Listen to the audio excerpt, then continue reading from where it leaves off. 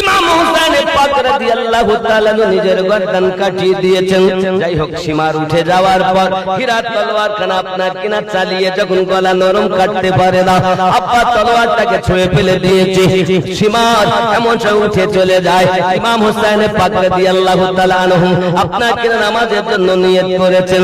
কিতাব তারিখ সাক্ষী দেয় হুসাইন পাক দাঁড়িয়েছেন নামাজ পড়ার জন্য, কিন্তু রুকু করেছেন, সেজদায় চলে গেছেন, কিন্তু সেজদা থেকে মাথা তুলতে কেউ দেখেননি। নিজের গলা নিজে কাটিয়ে দিলেন নানুর উম্মতকে বাঁচানোর জন্য। ইমাম হুসাইন পাক যখন নিজের গলা আপনার কাটিয়ে দিয়েছেন, যুবকরে ভালো করে বুঝে লাও, ওই কারবালার মাটিতে 10ই মুহররমে দিনের বেলাতে ইমাম হুসাইন পাকের গর্দান কাটানোর পর সূর্য অস্তমিত হয়ে গেল, অন্ধকার নেমে এলো। বাপরে, আকাশ থেকে যেন রক্তের বন্যা, রক্ত বর্ষণ শুরু হয়ে গেল। যুবকরে কারবালার মাটিতে এমন হালাত দেখা দিয়েছে, ইমাম হুসাইন পাক রাদিয়াল্লাহু তাআলা শহীদ হয়ে গেলেন। আব্বাজি আমার, এখন তারা পালি করে কাজ করে। কি কাজ করে? সঙ্গে সঙ্গে তারা বলে এই লাশের উপরে ঘোড়া ছুটাতে হবে। পালি করে তারা ঘোড়া ছুটিয়ে দেয়। কোথায় ইমাম হুসাইন পাকের হাত, কোথায় ইমাম হুসাইন পাকের আপনার কিনা বাহু, এমনি করে আপনার পড়ে রয়েছে, ছিন্ন বিচ্ছিন্ন করে দিয়েছে। বাবা, ওনার একটি মেয়ে, নাম তার হলো সাকিনা, ছোট্ট বয়সের মেয়ে। ওই মেয়েটা অন্ধকার থেকে ছুটে ময়দানের দিকে এগিয়ে যায়। আব্বু আব্বু করে কাঁদে। আব্বু গো, কত রাতে আপনার বুকে মাথা দিয়ে শুয়েছি, আজ তো আপনাকে আমি পাই না। আব্বু কোথায়, আব্বু কোথায়? এমন সময় এক জায়গায় পড়ে কান্না করতেছেন ইমাম হুসাইন পাকের কন্যা। হে যুবকেরা, ওইখানেতে একজন মহিলা, যার নাম হলো হযরতে যায়েনাব। যায়েনাবকে জানেন? যায়েনাব হলো হযরতে ফাতেমা রাদিয়াল্লাহু তাআলা আনহার কন্যা, আলী কারমালুল কারীমের বিটি, ইমাম হুসাইনের বোন হযরতে যায়েনাব। আমার তলোয়ার পেয়েছে, তলোয়ার কারা হাতে করে দিয়ে এমনি করে বলে, জালিমের দলেরা কি আছে তাই, আমি আমার ভাইয়ের দেহের উপরে তোকে আর ঘোড়া ছুটাতে দেব না বাবা। তারা পালিয়ে যায়। হঠাৎ টুকরে কান্নার আওয়াজ পেয়েছেন। কান্নার আওয়াজটা যখন পেয়েছে, সঙ্গে সঙ্গে দেখে কে যেন কাঁদতেছে। আগিয়ে দেখে হযরত সাকিনা কাঁদতেছেন। সাকিনাকে কোলে তুলে নিয়েছে। মা তুমি কাঁদো কেন? মা তুমি কাঁদো কেন? ফুফু আম্মা, ও আমার ফুফু আম্মা, আমি আমার আব্বুকে যখন তাবুর ভিতরে পাইনি, আব্বু আব্বু করে কাঁদি। এইখান থেকে আমার আওয়াজ দিয়েছে, মা সাকিনা আয় এখানে, আমি তোর আব্বা হুসাইন কথা বলতেছি। আমি তো নিজে দেখে চিনতে পারি না যেটা হুসাইন পাকের লাশ, তুমি কেমন করে চিনলে? বলে আমি চিনেছি আওয়াজে, আমার আব্বা আমাকে এখান থেকে ডাক দিয়েছেন। বোঝা গেল যারা আল্লাহর রাস্তায় শহীদ হয় তারা মরে না, তারা জিন্দা। কোরআনে আল্লাহ পাক বলেছেন, বিসমিল্লাহির রহমানির রহিম, ওয়ালা তাহসাবান্নাল্লাযীনা কুতিলু ফি সাবিলিল্লাহি আমওয়াতান বাল আহইয়াউ ইনদা রাব্বিহিম ইউরযাকুন। যদি বলুন সুবহান। ইমাম হুসাইন পাক শহীদ হলেন কারবালার মাটিতে। অনেক ঘটনা, আমি কারবালার পুরো ঘটনা বলবো না, সংক্ষিপ্ত বুঝাবো। এবার তাবুতে আগুন ধরিয়ে দিয়েছে। তাবুতে আগুন ধরিয়ে দিয়েছে। ওই তাবুর মধ্যে একজন ছেলে আছে যার নাম ইমামে জয়নুল আবেদিন। কার ছেলে? হুসাইনের ছেলে। কার ছেলে? ইসলামটা কিভাবে আমাদের কাছে এসেছে দেখে নেন। কে সবাই আপনাকে বলবে না, ভালো করে শুনে নেন। ইসলাম বাপের দেওয়া ধর্ম না, আল্লাহর দেওয়া ধর্ম। এখন এই জয়নুল আবেদিনকে যদি পুড়িয়ে জ্বালিয়ে শেষ করে দেওয়া হয়, তাহলে তো আর পুরুষের মধ্যে কেউ বেঁচে থাকবে? নবীর বংশ শেষ নাকি বলেন? কথা বলেন না কেন? ঠিক কিনা? এখন তাবুর মধ্যে আগুন ধরিয়ে দিয়েছেন। জয়নুল আবেদিন অসুস্থ ছিলেন, আর ওনাকে সব দায়িত্ব ইমাম হুসাইন পাক দিয়ে গিয়েছিলেন, আর বলে গিয়েছিলেন, বাবা তুমি এখান থেকে মদিনায় যাবে, সব আমার নানুকে খুলে বলবে, তোমাকে জিহাদের মাঠে যেতে হবে না, তুমি যদি শহীদ হও তাহলে এদেরকে কে দেখবে? জয়নুল আবেদিনকে সব দায়িত্ব দিয়েছিলেন, কিন্তু ইনি অসুস্থ ছিলেন, উঠে দাঁড়াবার ক্ষমতা এনার ছিল না। এখন আব্বা আমার তাবুতে আগুন ধরিয়ে দিয়েছে যাতে জয়নুল আবেদিন পুড়িয়ে যায়। গেলে নবীর বংশ শেষ। ইসলাম কারবালার পরে জিন্দা হয়েছে, কিভাবে হয়েছে সেটাই দেখো। ইমাম হোসেন পাক রাদিয়াল্লাহু তাআলা কলিজার টুকরা জয়নুল আবেদিনকে শেষ করার জন্য তাবুতে যখন আগুন ধরিয়ে দেওয়া হয়েছে, এমন সময় যায়নাব দেখে পৃথিবীর সারা জমিনে কোথায় যাব কোথায় যাব, লাফ দিয়ে আপনার তাবুর ভিতরে প্রবেশ করেছেন মহিলা হইয়াও। শেরে খোদার রক্ত যার গায়, মা ফাতেমা জান্নাতি দুধ পান করে যিনি বড় হয়েছেন তিনি হযরতে যায়নাব সঙ্গে সঙ্গে লাফ দিয়ে ভিতরে প্রবেশ করেছেন।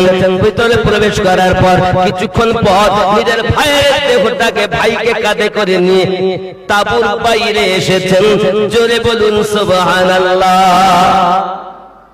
এইবার ইসলাম কিভাবে আসছে দেখো, এইবার ইসলাম আসবে, এর আগে না। ইমাম হোসেন পাক রাদিয়াল্লাহু তাআলা আনহু নিজে শহীদ হয়ে গেলেন। ওনার দেহ মোবারকা নিয়ে, মানে লাশ, মাথাতে বল্লভ ঢুকিয়েছে, মাথায় গলার মধ্যে এখানে বল্লভ ঢুকিয়ে ও চোখে নিয়ে চলে যাচ্ছে। ওই মাথা আল্লাহ কোরআন তেলাওয়াত করছে। কোরআন তেলাওয়াত শুনে গির্জা ঘরের পাদ্রী কলেমা পড়ে ঈমান এনেছে।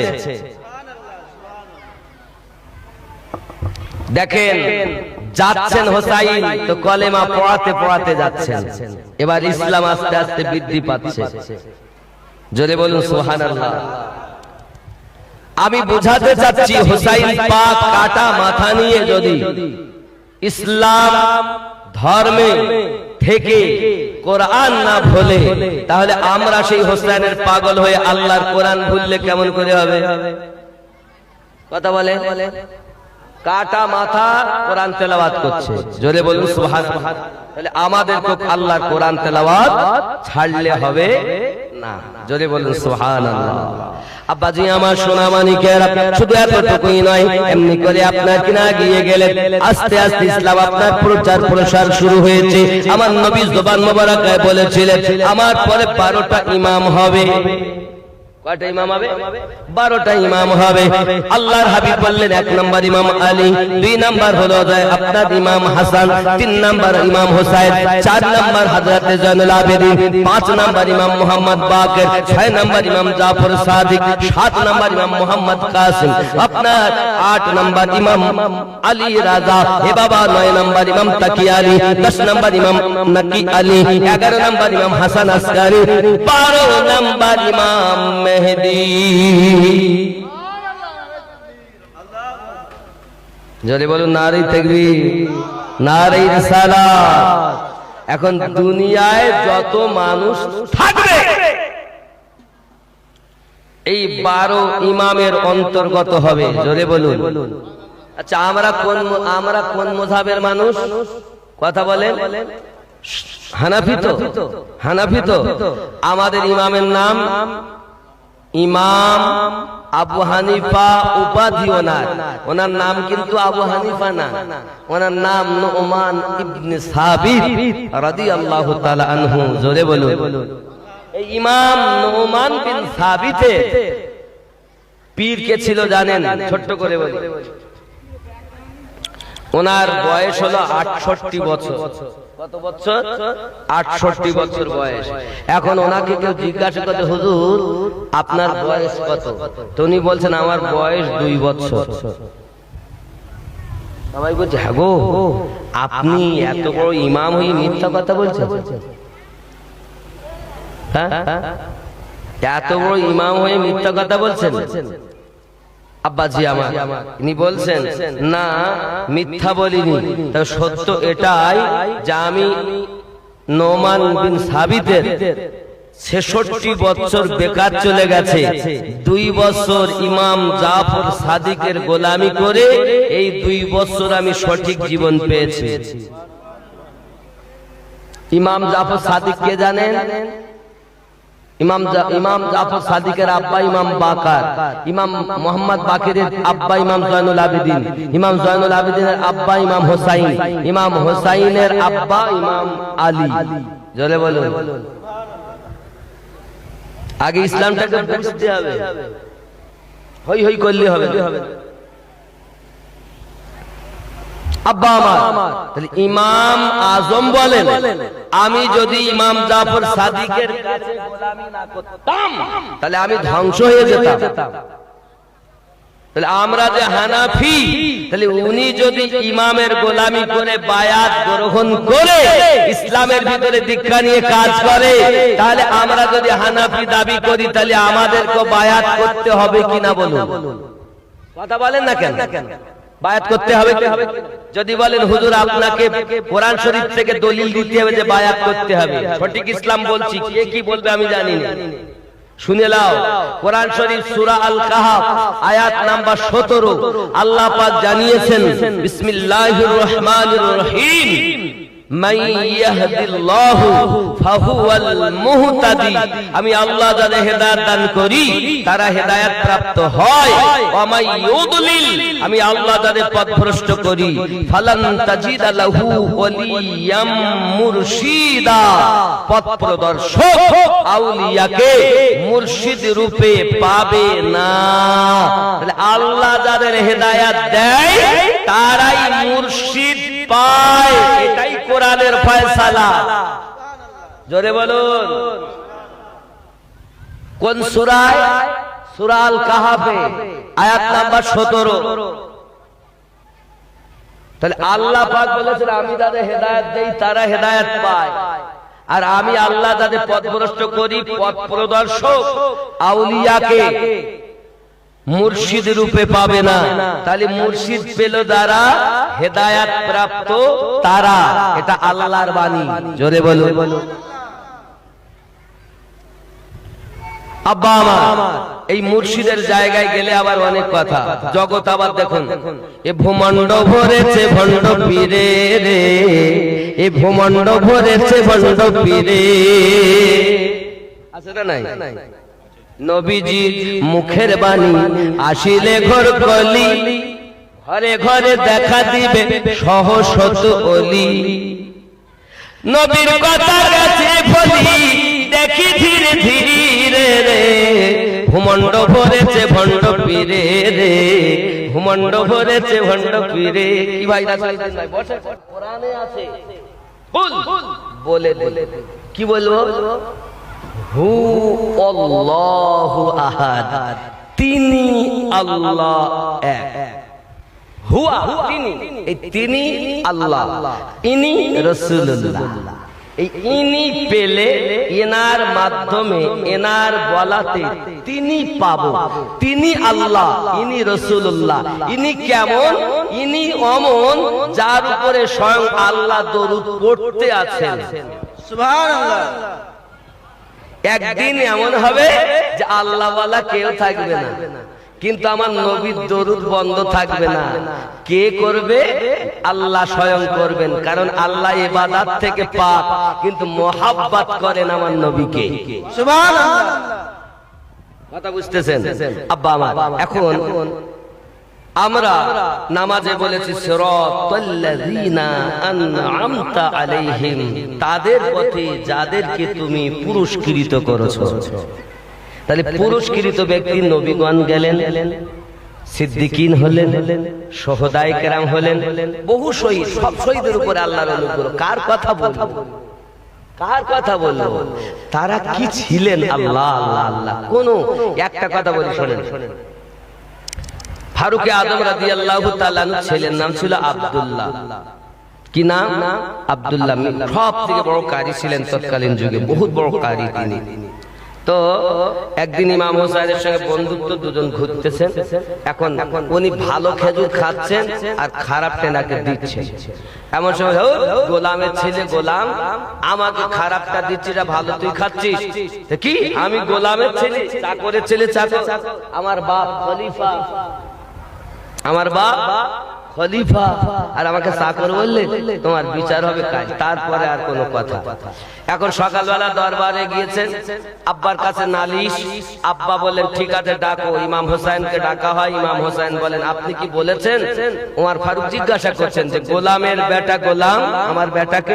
জি হ্যাঁ, আমি 100 বার বলবো। মানে আমার নানু মুহাম্মদ সাল্লাল্লাহু আলাইহি ওয়াসাল্লামের গোলাম হযরত ওমর রাদিয়াল্লাহু তাআলা আনহু, আর ওমরের বেটা আব্দুল্লাহ গোলামের বেটা। আব্দুল্লাহ মনে করছেন এইবার হবে এর বিচার, মারতেই আর হবে, কারণ অর্ধ পৃথিবীর খলিফা আমাদের এখানকার মতো বিচারক না বাবা। আমাদের যদি শামসাবাদের হিসাব করা যায়, যার বগলে এতটা ইট ও আর একজনের বিচার করে, ও বলে তোর বগলে ইট দেখা যাচ্ছে না না না। আর নরেন্দ্র মোদীর কথা তো বলবেন না, দেখবেন খুব অতি শীঘ্র আল্লাহর গজবের উপরে পতিত হবে। বলুন না ইনশাআল্লাহ। অর্ধ পৃথিবীর খলিফা আমিরুল মুমিনিন, আর কোথায় ভারত সামান্য ছোট একটা দেশের খলিফাই বলছে আমি সব দিয়ে নেব। পারে আব্বা আমার কি আপনাদের বলবো।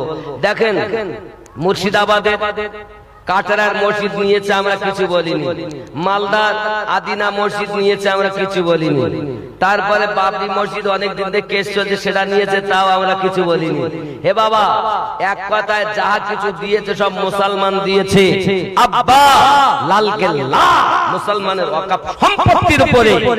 কলকাতা রবীন্দ্র নাথ যে আপনার এয়ারপোর্ট, ভালো করে আপনি কলকাতা এয়ারপোর্টটা মুসলমানের ওয়াকফ সম্পত্তির উপরে। 6,40,000 একর জমি মুসলমানের। ভারতে মুসলমান দেয়নি কি? এক এক করে বদিলে আমরা মাথা খারাপ বদমাইশ। তো যাক, আমি ওদিকে যাই না, কোরআন হাদিসের কথা বলি। আপনারা সবাই জানেন, অবগত আছেন যে জালিম সরকার থেকে আল্লাহ যেন আমাদের হেফাজত করে। যদি বলি আমিন। আমরা আমাদের মসজিদ দেব না, জীবন থাকতে দেব। তবে আপনারা শান্ত হন, ইয়ে হইলো বলে দেখেন ওর হালাত কি হচ্ছে। দেখেন, হয় কুত্তা হবে, তাহলে ক্রিকেট টিম যাই একটা হবেই। কোন আল্লাহর নেক বান্দার দোয়া একবার পড়বে শেষ, চিন্তা নেই। খামোশন আমরা এখন নিজেরা আমল করব, নিজেরা দলাদলি ছেড়ে দেব। কেউ শিয়া, কেউ দেওবন্দি, কেউ কাদিয়ানি, কেউ লামোঝাবি, কেউ সুন্নি, কেউ ফুরফুরা, কেউ বেরিলি, মাথা গরম করে দেবে সমাজকে। কিন্তু আমাদের এই যে একটা মতভেদ, এটা আপন জায়গায়। আমরা এখন সব কলেমার ভাই সমান, ঠিক কিনা বলে? মুসলমান আমরা সবাই এখন এক। হোক না কেন সে ভারত সুন্দরবন জঙ্গলে, এখন আর কাদিয়ানি ফুরফুরা বেরিলি সব নাই, আমরা সব ভাই ভাই। ঠিক, এই জন্য বলেন ঠিক কিনা? তবে আমি কেন বোঝাচ্ছি, আমরা এই যে আপনার হ্যান্ডেলটা ছাপিয়েছেন, আমার পড়ি খুব ভালো লেগেছে। তা বাবা, আমার বাবাদেরকে একটা সঠিক পথ দেওয়া দরকার। কি বলেন হুজুর? এই জন্য বলছি। আসুন তাহলে আমি কি বলছিলাম, আপনারা বুঝেছেন। পৃথিবীর জমিনে আমরা বলেছি সিরাতাল্লাযীনা আন'আমতা আলাইহিম, আল্লাহ নিয়ামত প্রাপ্ত ব্যক্তিদের দল। তাহলে নবী, সিদ্দিক, শুহাদা কেউ নেই। এখন বিচার ওমর রাদিয়াল্লাহু তাআলা বলেন, আয় হুসাইন জি, আপনি এটা লিখে দিতে পারবেন? হ্যাঁ পারবো। এখন উনি একটা কাগজে লিখে দিলেন, আমার নানু মুহাম্মদ সাল্লাল্লাহু আলাইহি ওয়াসাল্লাম, তার গোলাম ওমর ফারুক রাদিয়াল্লাহু তাআলা, তার বেটা আব্দুল্লাহ, গোলামের বেটা গোলাম, ইতি হুসাইন। যেই কাগজ দিয়েছেন হযরত ওমর রাদিয়াল্লাহু তাআলা কাগজটাকে নিয়ে উঠে দাঁড়িয়ে হুসাইনের কদম বুসি শুরু করে দিয়েছেন। আব্দুল্লাহ বলেন, আপনি আমার হুসাইনকে আঘাত করা বাদ দিয়ে কেন আপনি কদম বুসি করেন? সঙ্গে সঙ্গে বলে, বাবা তুমি বোঝো না, নবী আমাকে জান্নাতে সার্টিফিকেট দিয়েছেন, আমি ওমর জানি আমি জান্নাতি হব। তবে কবরে যখন যাব, মুনকার নাকির আমাকে জিজ্ঞাসা করবে, আমি তখন এই আপনার চোতাখানা আমি ধরে দেই, বেটা আব্দুল্লাহ আমার লাশের সঙ্গে কাফনের সঙ্গে এই কাগজটা তুমি দেবে।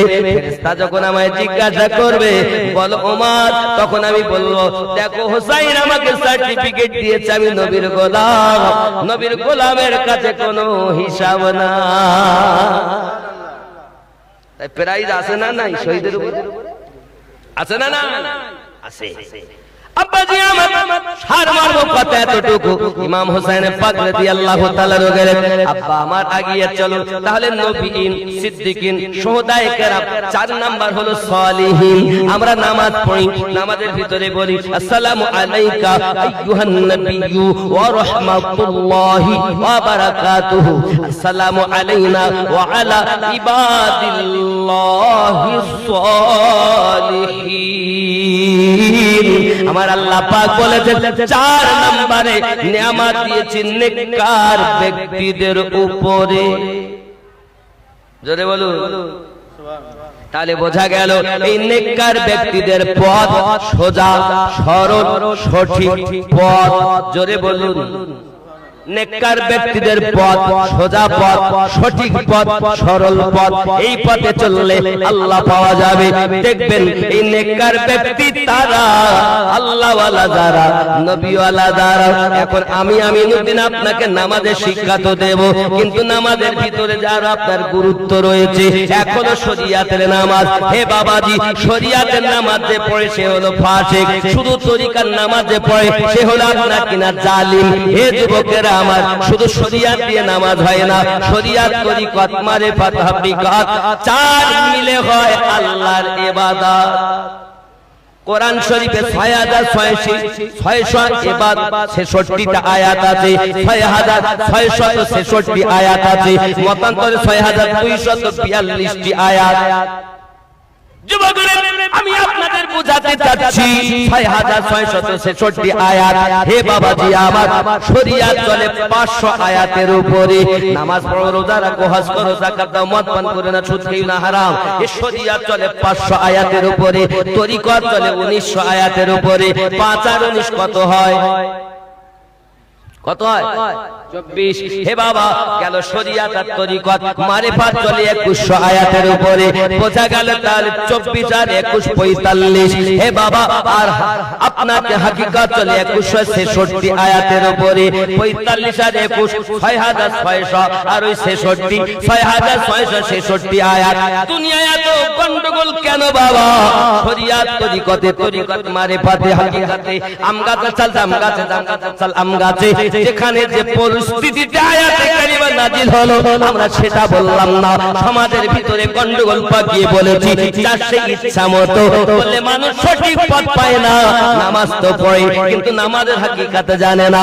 হে আমার যুবক, ভালো করে বুঝে নাও, শরিয়াত, তরিকত, মারিফাত, হাকিকত 4 মিলে হয় আল্লাহর ইবাদত।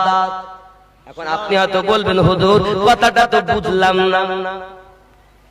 আচ্ছা, আপনারা যারা নামাজ পড়তে যান, নামাজ পড়তে গেলে যে যে কর্মের মানুষ, ব্যবসা বাণিজ্য, সন্তানাদি, দুনিয়ার কথা মনে ওঠে না? হয় না? হয় না? কোন মৌলবি বলেছে যে এই রোগ থেকে বাঁচবো কি করে? কোরআন শরীফে আল্লাহ পাক বলেছেন, মিন শাররিল ওয়াসওয়াসিল খান্নাস। শয়তান তাকে ওয়াসওয়াসা দেয়, তাই এরা অবস্থা হয়। বাঁচবো কি করে? মাথা ব্যথা হলে ডাক্তার আছে, পেটে ব্যথা হলে ডাক্তার আছে, জ্বর আমাশা সর্দি হলে ডাক্তার রয়েছে, পেটে বাচ্চা গেলে অপারেশন করতে তারও ডাক্তার রয়েছে, বাবা নার্ভের দোষ হয়েছে তারও ডাক্তার রয়েছে, বাবা কেউ যদি আপনার সুদ খায়, মদ খায়, মিথ্যা কথা বলে, হারাম পথে চলে, তারও জন্য ডাক্তার রয়েছে। বাবা এইরকম শরিয়াতের খেলাফ কাজ যারা করে তাদের জন্য ডাক্তার হলো উলামায়ে শরিয়াত। উলামায়ে শরিয়াতের কাছ থেকে যদি ঔষধ নেওয়া হয়, সেই মতো যদি কাজ করা যায়, তাহলে তোমার শরিয়াতের রোগ ভালো হবে। ঠিক না বলে? আমি ভুল বলতেন না? বাবাজি, আপনার ভিতরে জ্বর, আমাশা, সর্দি, বিভিন্ন রোগ হয়েছে, ডক্টরের কাছে যাবেন, দাওয়া নেবেন, খাবেন। আল্লাহ পাক ওই দাওয়ার ওসিলাতে রোগ ভালো করে দিবেন। ঠিক না? যদি মনে করেন এই যে মাথা ব্যথার ওষুধ, আমি যদি ওষুধ না খালি তাহলে আমার মাথা ব্যথা ভালো হবে না, তাহলে ওষুধ খাওয়া হারাম। ভালো করে বলেন, ইসলামের নাম ঔষধ তোমার ভালো করে না, ভালো করে আল্লাহ। ঔষধ হলো বাহানা, ওসিলা। জোরে বলুন। বুঝতে পারছেন আমার কথা নাকি? আমি খুব খারাপ কথা বলতে যে আপনাদের মনে হচ্ছে ইসলামকে বুঝতে অসুবিধা হচ্ছে, ইসলাম ধর্মটা বুঝতে অসুবিধা হচ্ছে? এবার আপনাদের মাথায় আমি ঢোকাই, 3 নাম্বার রোগ হলো মানুষের নামাজে যায় মন বসে না, মন মাঠে থাকে, ঘাটে থাকে। এই জন্য তো আমি গজলে বলেছি, মন্ত্রী ধরলি নামাজ পড়লি নামাজ সারা জীবন ভোর নামাজ হইল না রে তোর, নামাজে নিলি না খবর। মন্ত্রী ধরলি নামাজ পড়লি নামাজ সারা জীবন ভোর নামাজ হইল না রে তোর, নামাজে নিলি না খবর। মসজিদেতে আযান দিলে সবার আগে যাও, মসজিদ থেকে বাইরে এসে সুদের টাকা খাও, নামাজ হইল না রে তোর, নামাজের নিলি না খবর। আছে না নাই? এ দাড়ি টুপি হাব্বা জুব্বা সবই তোমার সাদা, পায়জামা পাঞ্জাবি টুপি সবই তোমার সাদা, মনের ভিতর তিল পরিমাণ থাকলে তোমার কাদা, নামাজ হইল না রে তোর, নামাজে নিলি না খবর। মন্ত্রী ধরলি নামাজ পড়লি নামাজ সারা জীবন ভোর নামাজ হইল না রে তোর। নামাজে গেছে আর কারে মারবো, কারে ধরবো, কারে খাবো, এখানে আমার নাসিরুদ্দিন ভাইয়ের সঙ্গে আমার গন্ডগোল। এখন খোদা আমি নামাজ পড়তে গেছি আগে, উনি পরে এসে দেখতে আমার পাশে, আমি বুঝতে দাঁড়িয়ে আমি খালি সরতেছি। পায়জামা পাঞ্জাবি টুপি সবই তোমার সাদা, মনের মধ্যে তিল পরিমাণ থাকলে তোমার কাদা, নামাজ হইল না রে তোর, নামাজের নিলি না খবর। মন্ত্রী ধরলি নামাজ পড়লি নামাজ সারা জীবন ভোর নামাজ হইল না রে তোর। মন খারাপ হবে আপনাদের। এ নামাজ তুমি ধর্ম জানো, চুরি তোমার পেশা, রুকু ঠিক করে না, সেজদাও ঠিক করে না, সব ভুল করতেছে, রুকু ঠিক নাই, সেজদাও ঠিক নাই। নামাজ তুমি ধর্ম জানো, হুজুর চুরি তোমার পেশা, ওই নামাজ তোমার কবুল হবে কেমনে করলে আশা, নামাজ হইল না রে তোর, নামাজে নিলি না খবর। এ নামাজের ভিতরে তোমায় মশায় কামড় দিলে, মশা তুমি আগে মারো, রুকু সেজদা ফেলে নামাজ হইল না রে তোর। আছে না?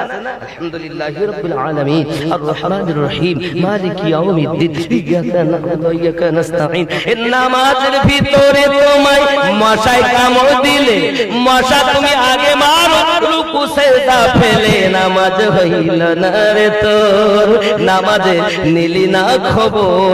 মন্ত্রী ধরলি নামাজ পড়লি নামাজ সারা জীবন ভোর নামাজ হইল না রে তোর, নামাজে নিলি না খবর।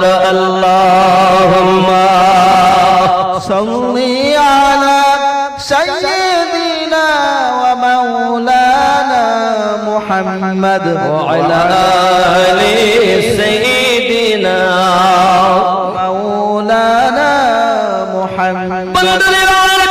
নামাজ হবে না কেন? কেমন করে তোমার নামাজ হবে? এই যুবকেরা, আমার নবী তো জানিয়েছেন নামাজ পড়বে, তুমি তোমার রবকে দেখো, নামাজ পড়ো। যদি এত আমল না থাকে, তোমার রব তোমাকে দেখতেছে, সেই হিসাবে তুমি নামাজ আদায় করো। তোমার তো তেমন নামাজ আদায় হচ্ছে না, এখন তোমার নামাজ হবে কেমন করে? যুবক আমার, সঠিক ইসলামটা আপনি বুঝে যান। এই নামাজের ভিতরেই তো আপনি বলেছেন সিরাতাল লাযিনা আনআমতা আলাইহিম, আল্লাহ তাদের প্রতি আমাদের চালিত করো যাদেরকে তুমি পুরস্কৃত করেছো। লা ইলাহা ইল্লাল্লাহ লা ইলাহা ইল্লাল্লাহ লা ইলাহা ইল্লাল্লাহ লা ইলাহা ইল্লাল্লাহ লা ইলাহা ইল্লাল্লাহ লা ইলাহা ইল্লাল্লাহু মুহাম্মাদুর রাসূলুল্লাহ সাল্লাল্লাহু আলাইহি ওয়াসাল্লাম। আপনার আমার নামাজের ভিতরে মজা লাগে না। আমার নবীর স্ত্রী আম্মা আয়েশা রাদিয়াল্লাহু তাআলা আনহা বর্ণনা করেন, আমার দয়াল নবী কোথা থেকে হঠাৎ করে বাড়ির ভিতরে আসলেন, যায় নামাজের পাটি পেতে দিয়েছেন। নামাজের পাটি পেতে নেওয়ার পরে রাসূল আমার দাঁড়িয়ে গেছেন নামাজ পড়ার জন্য। আমার নবী দাঁড়িয়ে দাঁড়িয়ে চোখ দিয়ে পানি ঝরতেছে, অজার নয়নে কাঁদতেছেন। আমি আয়েশা রাদিয়াল্লাহু তাআলা আনহা বেকার হয়ে গেলাম, এমন করে নবী আমার কান্না করেন কেন? তাই মোবারক ভিজিয়া টপ টপ করে পানি ঝরে গো। আমি আয়েশা বড় বেকার হয়ে গেলাম, নবী কেন এমন করে কান্না শুরু করে দিয়েছেন? আব্বাজি আমার সোনা মানিক, আমরা নামাজে দাঁড়িয়ে সংসারের চিন্তা করি, ব্যবসার চিন্তা করি, আমার দয়ার নবী নামাজে দাঁড়িয়ে উম্মতের জন্য কাঁদতেছেন। তাই মোবারক ভিজে যায়। ওরে যুবক, নামাজ হবে তার দিলে গাথা আল্লাহ যা।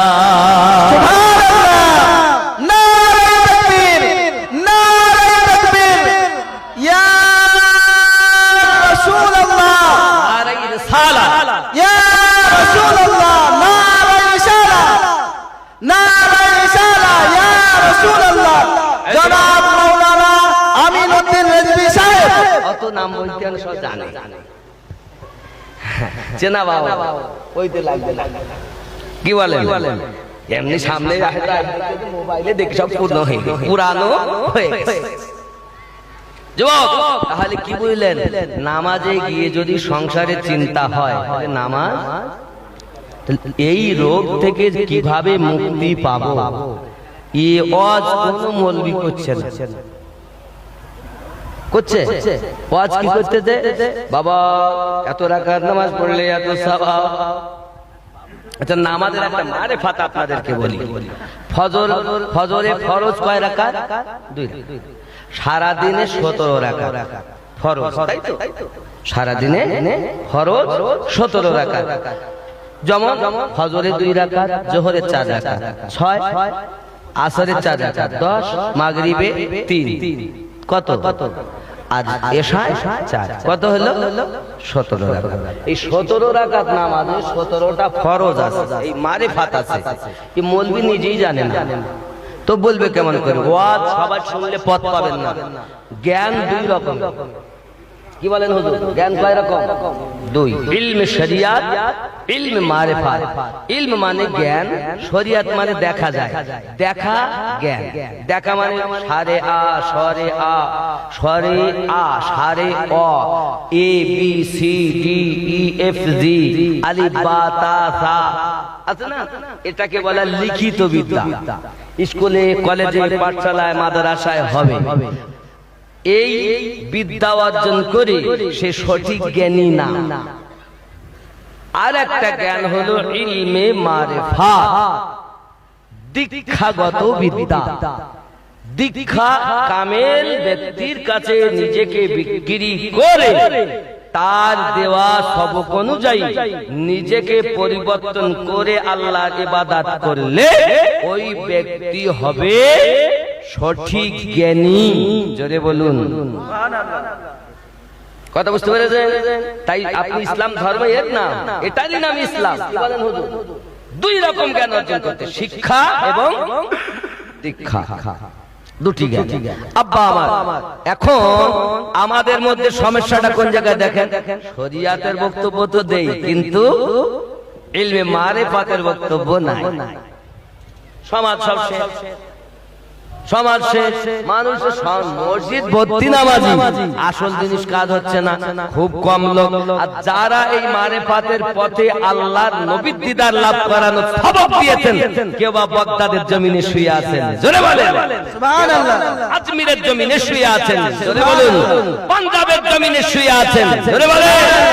এক কথায় আল্লাহর ওলি বান্দাদের দ্বারাতে ইসলাম প্রচার হয়েছে, জোরে বলুন সুবহানাল্লাহ। এখন আপনি হয়তো বলেন হুজুর ওলি কাছে যাওয়া যাবে না। যেমন দেখবেন কিছু দুশমনেরা আপনাদেরকে বলবে আল্লাহ পাক ওলি আবার 2 রকমের। কয় রকমের? কয় রকম? 2 রকম। কোরআন শরীফ থেকে প্রমাণ দেব। কোরআন শরীফের 7 নাম্বার সূরা, সূরাটির নাম সূরা আল আরাফ, আয়াত নাম্বার 3। আল্লাহ পাক ওখানে বলেছেন, কত সুন্দর করে দেখেন কি বলেছে, দেখেন আমি আপনাকে দেখাই। 3 নাম্বার আয়াত, বিসমিল্লাহির রহমানির রহিম। বললে বলবেন ইত্তাবিউ মা উনজিলা ইলাইকুম মির রাব্বিকুম ওয়া লা তাত্তাবিউ মিন দুনিহি আউলিয়া কলিলাম মা তাযাক্কারুন।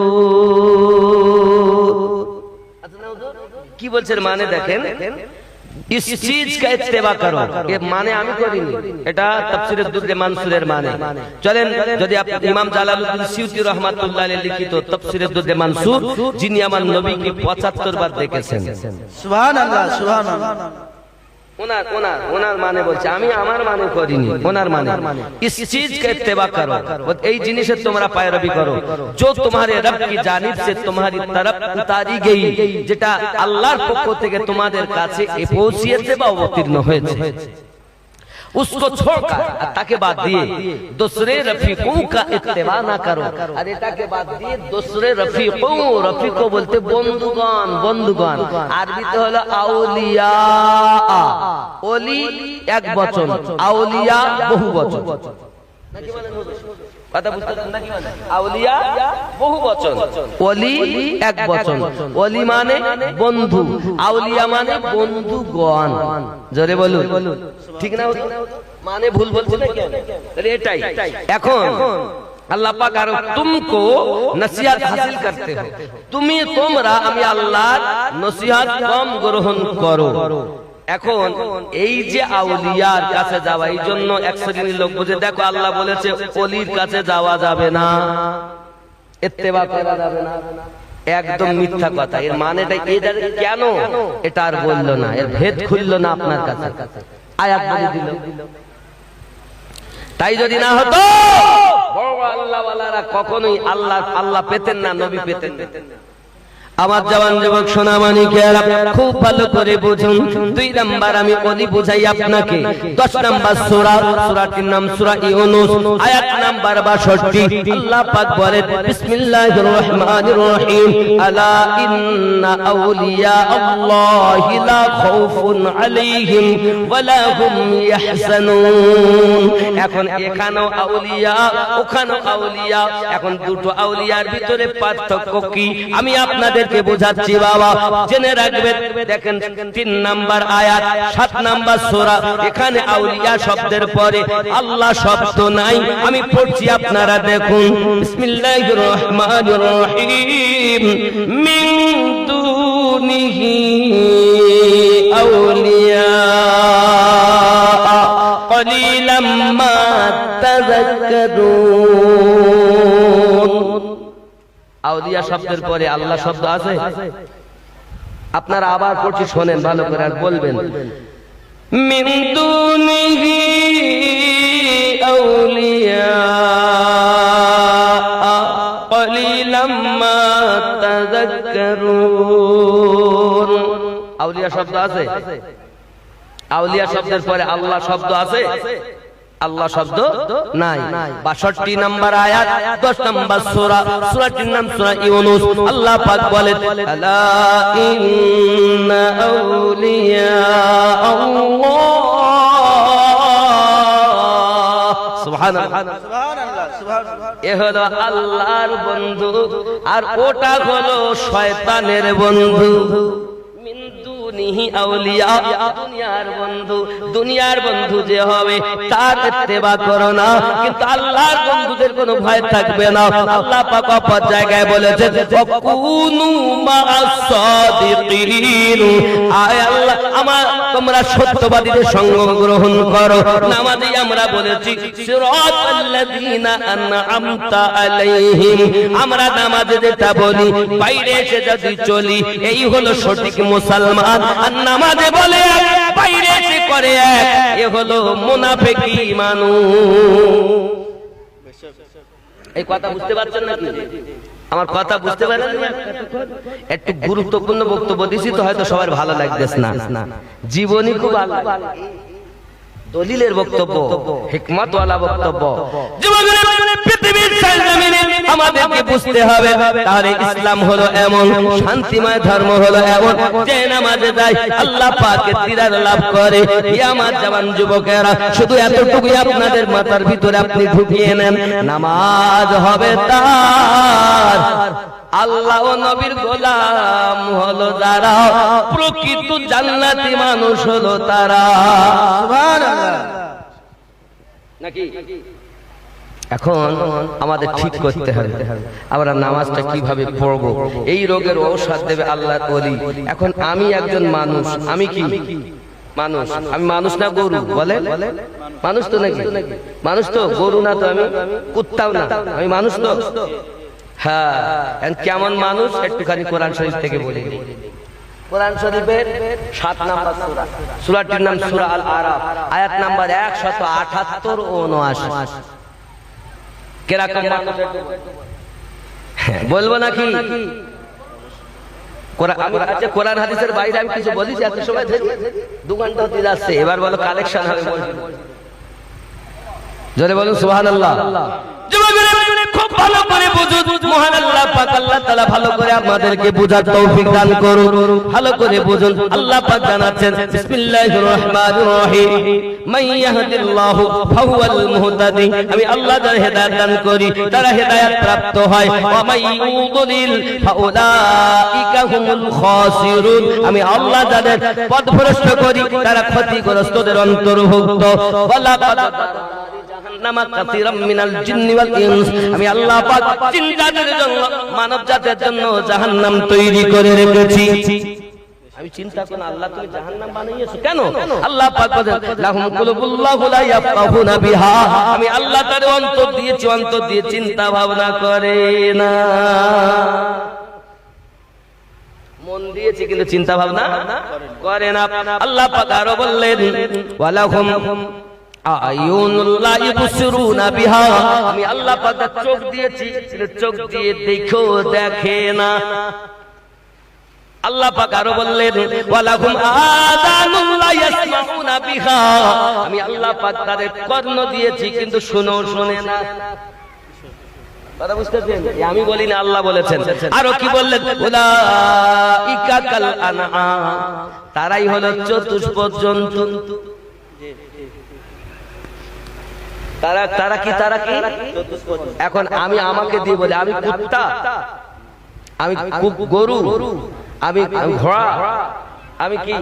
ভালো আল্লাহ পাক বলছেন উলাইকা কাল আনআম, তারা চতুষ্পদ জীব। আচ্ছা, আমাকে যদি কেউ বলে সিংহের বাচ্চা, তা সবাই বলে সিংহ। আর যদি বলে কুত্তার বাচ্চা, তো মন খারাপ হয়ে গেল। আচ্ছা, সিংহের ঠ্যাং কটা? কুত্তা। আল্লাহ তো বলেছেন চতুষ্পদ জন্তু, হতেও পারে কুত্তা, হতেও পারে ছাগল, হতেও পারে গরু, হতেও পারে বাঘ, হতেও পারে সিংহ। আল্লাহ বলেছেন উলাইকা কাল আনআম, তারা চতুষ্পদ জন্তু। আল্লাহ যদি আমাদেরকে কুত্তা বলেও রাখতেন, এই পর্যন্ত রেখে শান্ত হতেন, তাও নাই বলতাম যে আমি কুত্তা, আমি কুকুর, আমি ছাগল, আমি ভেড়া, আমি ঘোড়া, বলতে পারতাম। আল্লাহ পাক বলেন না, ওখানেও শেষ না, বাল হুম আদাল, তার থেকেও নিকৃষ্ট। তাহলে কারা? মন দিয়েছে, মন দিয়ে চিন্তা ভাবনা করে না, চোখ দিয়েছে দেখেও দেখে না, কান দিয়েছে শুনেও শোনে না, তারাই হলো চতুষ্পদ জন্তু। তাহলে আমাকে বলেছেন আমিনউদ্দিন, আমাকে চিনেছেন কি বলে? আমিনউদ্দিন। এ দুটি হাত, দুটি চোখ, দুটি কান, মাথা, ঠোঁট, দাঁত, জিভ, আলজিভ, গলা, বুক, পেট, পিঠ, আপনার টাং, আমিনউদ্দিন কই? এরপর কেটি যদি ফেলো, এটা হলো কলজি, এটা হলো ফেফড়া, এটা হলো দিল, এটা নাড়ি, এটা ভুঁড়ি, তা আমিনউদ্দিন কই?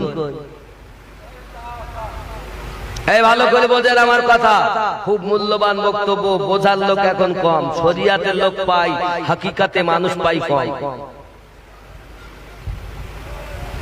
আজকে আমার যেন কি মনে হলো আপনাদের গ্রামটা এসে, যে আমি আজ একটা শরিয়াত মারেফাত হাকিকাতের বক্তব্য রাখি, মানুষ যেন আল্লাহ আল্লাহ রাসূলের সঠিক জিনিসটা বোঝে। ওয়াজ জীবনী তো বহু শুনছেন, নেট খুঁজলেই অবাক হয়। যা চাবেন তাই পাবেন। কিন্তু এই যে কথা আমি বলছি এগুলো সব জায়গায় পাবেন না। ভালো করে শোনেন, ভালো করে শুনে নেন আব্বা আমার। তাহলে আমরা আল্লাহ পাক আল্লাহ তাআলা আমাদেরকে মানুষ সৃষ্টি করেছেন, আমরা মানুষ। আমি আমিনুদ্দিন, নাম জানেন আমিনুদ্দিন, তা আমিনুদ্দিন কই?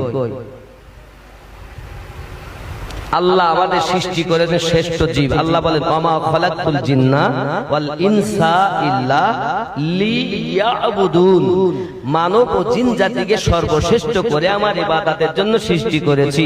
ইবাদত শুধু নামাজ পড়া, রোজা রাখা না, রাস্তায় ভালো নিয়তে সরিয়ে একটা পাথর সরিয়ে দেওয়া ইবাদত। আল্লাহ বলেন ফাদখুলি ফি ইবাদি ওয়াদখুলি জান্নাতি। জোরে বলুন সুবহানাল্লাহ। আমার জওয়ান যুবক সোনামণিকেরা ভালো করে প্লেনের ভিতরে নেন। এখন আমাদেরকে 10টা জিনিস দিয়ে আল্লাহ সৃষ্টি করেছেন। কয়টা? কয়টা? 10টা। আব্বা আমার আগুন, পানি, মাটি, বাতাস, নাফসে আম্মারা, এই হলো আলামে খলক থেকে আল্লাহ নিয়েছেন। এই 5টি জিনিস আলামে খলক, আর 5টি হলো কলব, রূহ, সির, খফি, আকফা। এই 5টি হলো আলামে আরা। হে যুবকেরা আমার, এখন কলব বাম স্তনে 2 আঙ্গুল নিচে, রূহ ডান স্তনে 2 আঙ্গুল নিচে, 2 স্তনের মিডলে হলো আপনার লতিফায়ে সির, কপালে হলো খফি, মাথার তালু হলো আকফা। কলব, রূহ, সির, খফি, আকফা, এই 5টি লতিফা জিন্দা যে করবে ওই ব্যক্তি জান্নাতি হবে। অন্তরের রোগ আছে 14টা, কলবের রোগ কটা? কলবের রোগ কটা? 14টা। শুনে নাও, শুনে নাও। প্রত্যেকটা আল্লাহ কোরআন থেকে আপনাদেরকে আমি বলবো, প্রত্যেকটা। এই কলবের রোগের ঔষধ এখন কোনো মৌলবিও দেয় না, আর আমরা পাইও না। কারণ কি? আমরা নিজেরাও শেষ, মানুষও আমাদের কাছ থেকে শেষ। আব্বা আমার একটু দরুদ আল্লাহুম্মা সাল্লি আলা সাইয়্যিদিনা ওয়া মাওলানা মুহাম্মদ ওয়া আলা আলি সাইয়্যিদিনা ওয়া মাওলানা মুহাম্মদ সাল্লাল্লাহু আলাইহি ওয়াসাল্লাম। কলবের রোগ 14টা, ভালো করে বোঝেন।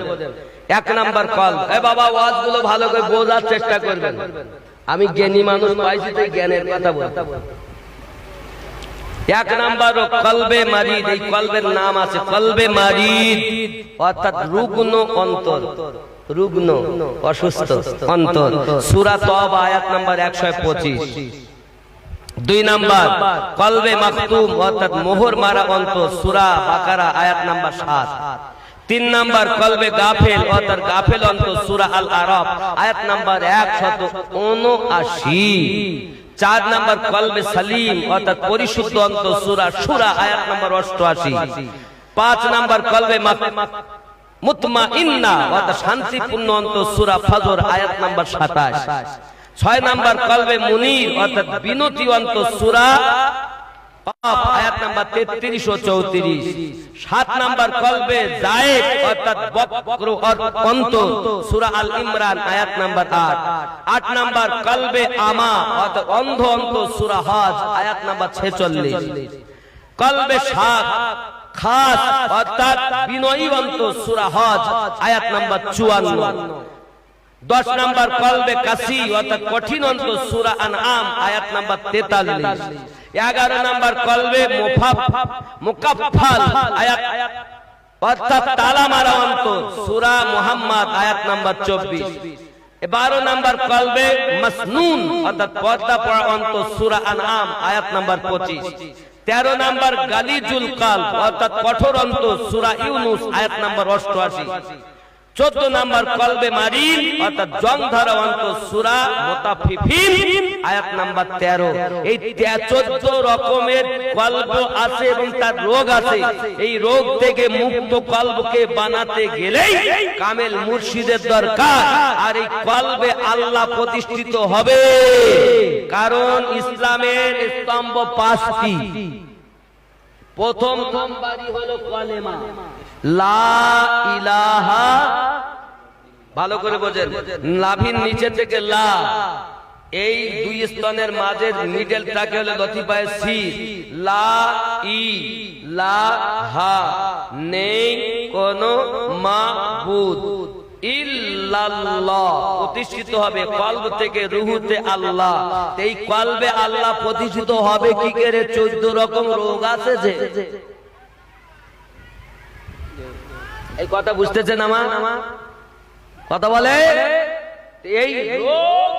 এই রোগ মুক্ত করা মানুষের কাছে যেতে হবে, সবক নিয়ে আল্লাহ আল্লাহ করতে হবে। আল্লাহ পাক আপনার এই রোগ দূর করে দেবে, তারপরে নামাজে মজা হবে। আপনি এই বলা হয়েছে আসসালাতু মিরাজুল মুমিনিন, নামাজ হলো দিদার স্বরূপ মুমিনদের জন্য। যার কলব রোগ থেকে মুক্ত হয়েছে ওই ব্যক্তির নামাজ আল্লাহর মিরাজ হয়েছে। সুবহানাল্লাহ। নইলে ঠোকা সার আর মসজিদে যাওয়া সার। এই কথা বুঝতেছেন? এই জন্য হিন্দু যারা আছে তারা বলে গুরু ধরো, আর মুসলমান যারা আছে এরা বলে পীর ধরো। তাই ভণ্ড ধরলে হবে না? বলো ভণ্ড ধরলে খাঁটি আল্লাহওয়ালা ধরতে হবে, যার সম্পর্ক নবীর সাথে আল্লাহর সাথে, তাকে ধরলে আল্লাহ ও নবী পাওয়া যাবে। কথা বুঝতে পেরেছেন? আমি যেসব কথাগুলো বললাম আপনাকে আগে হিসাব করতে হবে। যে পীরের হাতে বায়াত হওয়ার কথা আপনার আল্লাহ পাক আল্লাহ তাআলা জানিয়েছেন, আল্লাহ নিজেই বলেছেন। আমি সূরা কাহফের কথা বলেছি। তাই হিন্দুরা বলে গুরু ধরো, আমরা বলি পীর ধরো।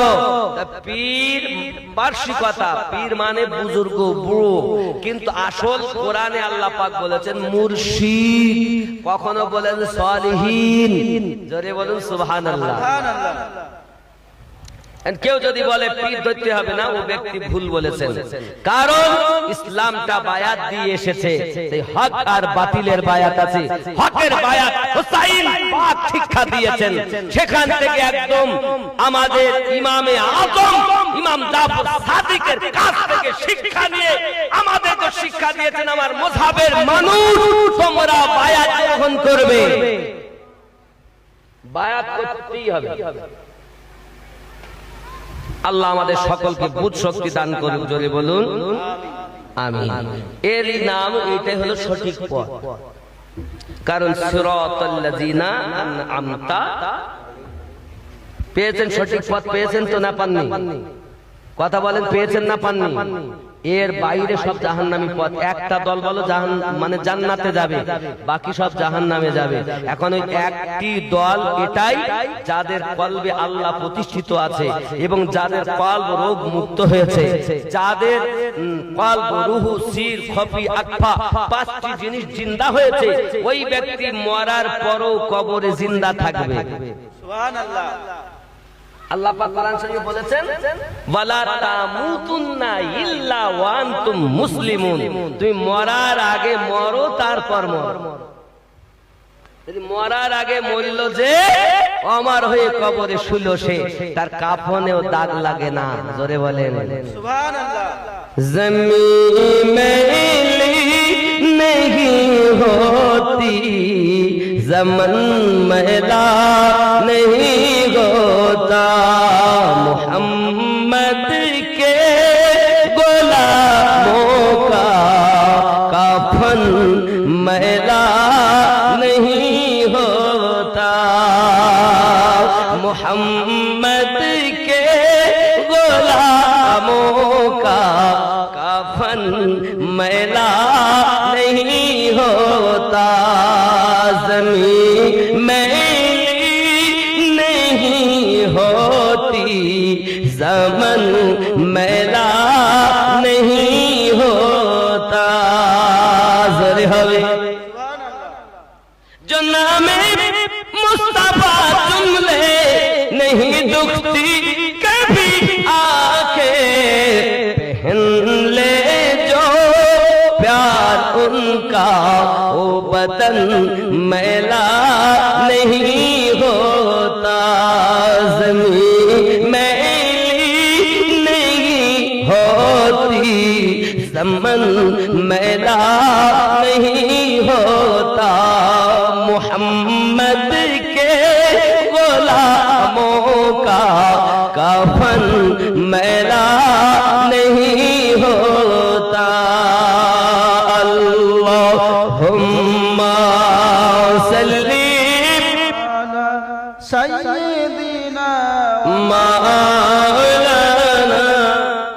محمد وعلى آل سيدنا ومولانا محمد اللهم صل على سيدنا ومولانا محمد وعلى آل سيدنا ومولانا محمد الله এমন কিছু পীর আছে নামাজ পড়েন, এই হাত কাটা জামা গায়ে দেখবেন গাঁজা টান মারে, বুঝেছেন?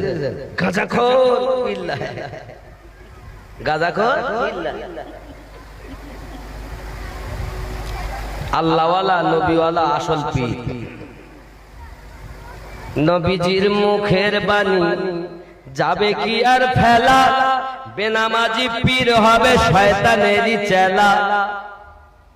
নবীজির মুখের বাণী যাবে কি আর ফেলা, বেনামাজি পীর হবে শয়তানেরই চেলা। অনেক পীর আছে দেখবেন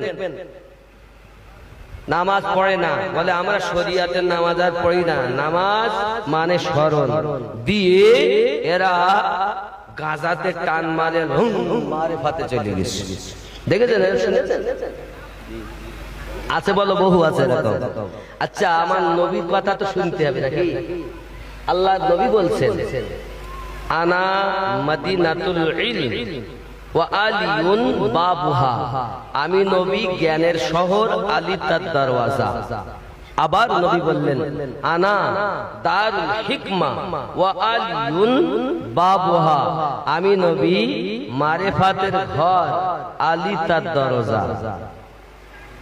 যাকে নবী মারিফাতের দরজা বললেন তিনি জীবনে নামাজ কাজা করেননি, আর এ বেটা নামাজ পড়ে না, গাজায় টান মেরি বলে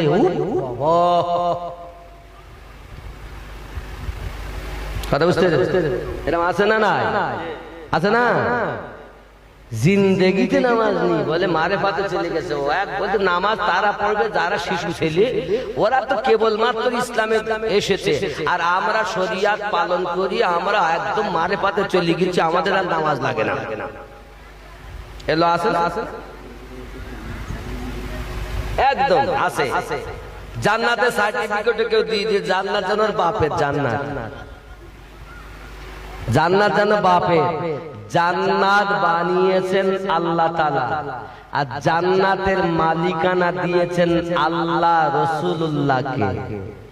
জোরে বলেন, আমার নবী 10 জন সাহাবীকে জান্নাতে সার্টিফিকেট দিলেন। জোরে বলুন। আব্বাজি আমার সোনা মানিক, এই যে পীরের দল বলে জান্নাতে সার্টিফিকেট, সব ধোঁকাবাজ চিটিংবাজ, এদের থেকে দূরে থাকতে হবে। আল্লাহ দেখুন সঠিক পীর যে হবে, আপনি আল্লাহ পাক কোরআন শরীফে বলেন, ইয়া আইয়ুহাল্লাযিনা আমানু ওয়া আমিনু, ঈমানদার সম্প্রদায় আবার ঈমান আনো। ইয়ানি কি আপনি যখন মুর্শিদের কাছে আপনার বায়াত হবেন, তখন আপনার কলবের কাছে হাত দিয়ে বা আঙ্গুল দিয়ে এখানকার পর্দা সরিয়ে দেবে। এই যে রোগ আছে কলবের রোগ, এই রোগটাকে আপনার আঙ্গুল দিয়ে সরিয়ে দেবে, ফাঁক করে দেবে, মুখটা বার করে দেবে, যেমন সাপের চালার মুখ বার করে দেবে। এইবার আপনার আমল যত হবে ময়লা সরবে, আস্তে আস্তে ঘরে বসে নবী দেখতে পাবে। নারে তাকবীর, নারে তাকবীর। আর এ জাতি